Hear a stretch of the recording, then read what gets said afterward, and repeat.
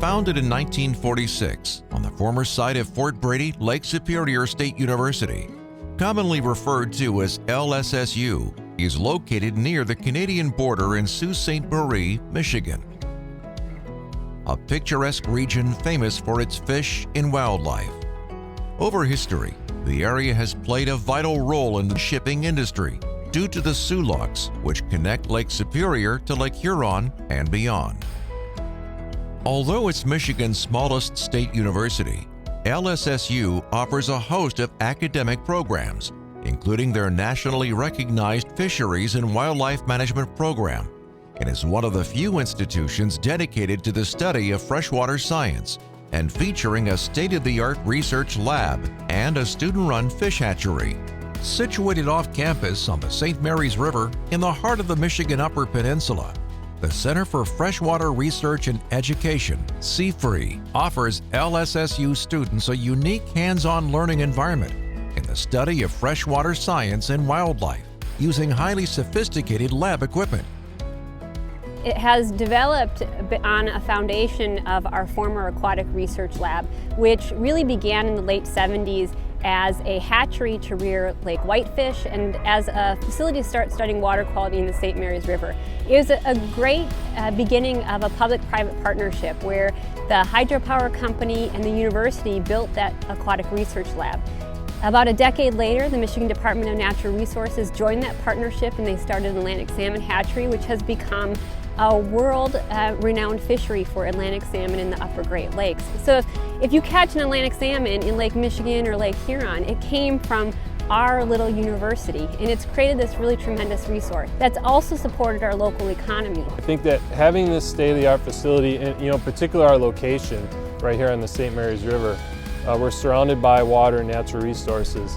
So we're going to be able to use this as a launching pad for field research. The other facility that's going to be really exciting, particularly for the public, is the Great Lakes Visitor Center. It's going to be something unique here in Sault Ste. Marie, and it's really going to engage the public and get them involved in natural resources, in particular fresh water. Already known for fisheries, aquatic and Great Lakes research, the university is building a $14.5 million expansion to replace its successful aquatic research lab. Close to $9 million of the necessary funding was approved by the Michigan legislature, with LSSU raising the rest in private donations. The largest donation came from Richard and Teresa Barch, of which the center will be named. LSSU engaged Spence Brothers, a leading Michigan-based construction contractor, to manage the development of the new CFRE. Construction includes an improved hatchery facility, more research in classroom space, research in water quality testing labs, a community center, K-12 learning area, office space for researchers, and labs for conducting research on fish culture and management.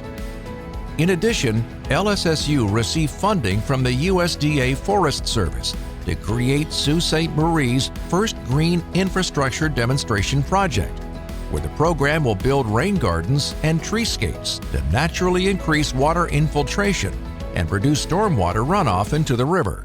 The new center will offer the students just a really great resource to find a lot of state-of-the-art equipment that we haven't had before.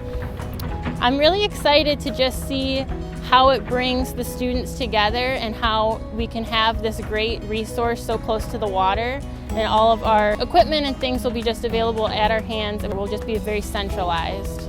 As part of the development, Tri-Media Environmental Engineering's Mara Pliska, the environmental project manager working with LSSU, recommended installing TerraShield, a vapor barrier system developed by Land Science, which will ensure a safe and healthy environment for LSSU's learning community. The key factors in choosing TerraShield for our vapor intrusion pathway at the site was going back to our contaminant of concern. So TerraShield proves to have the best diffusion coefficient that would correspond to the vapor pressure, and that gives us the security knowing that we are providing the best barrier layer that we can. The application of the vapor barrier system, installed by S&H Waterproofing, will span 8,500 square feet to protect against any possible vapor intrusion. TerraShield is proven to offer the highest level of chemical resistance available today, providing orders of magnitude greater protection compared to high-density polyethylene or HDPE systems. Lab tested to withstand contaminants like chlorinated solvents, petroleum hydrocarbons, metals, and more. It's a natural choice for brownfield sites where strict state and local regulatory requirements are in place. The installation of TerraShield also includes TerraVent, a low-profile vent system that can be used in lieu of slotted PVC pipe. The speed of installation and the proximity of the vent to the barrier provide additional cost savings and performance benefits compared to other technologies.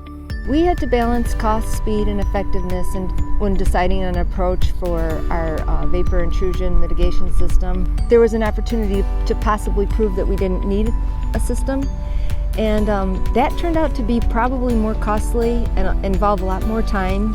So installing the TerraShield system was going to be the more cost-effective and efficient option and have all of our options open.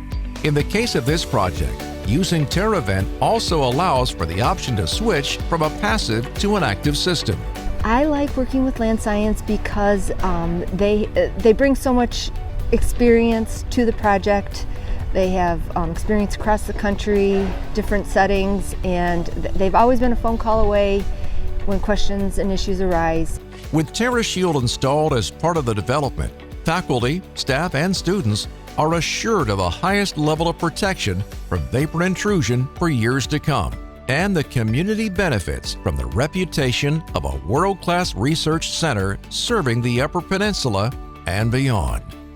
I'm really most excited about the partnerships that are rising as a result of the building. We're seeing tremendous opportunities to collaborate with our neighbors in Canada as well as with our tribal colleagues, and so we're really looking forward to seeing all of those partnerships expand. It will certainly be satisfying to see the project come to fruition, particularly I think the benefits that it's going to bring to the city, not just the university. It gets a lot of people excited about freshwater and freshwater research and education, and I think that's something that a lot of people need to be exposed to, especially living in Michigan.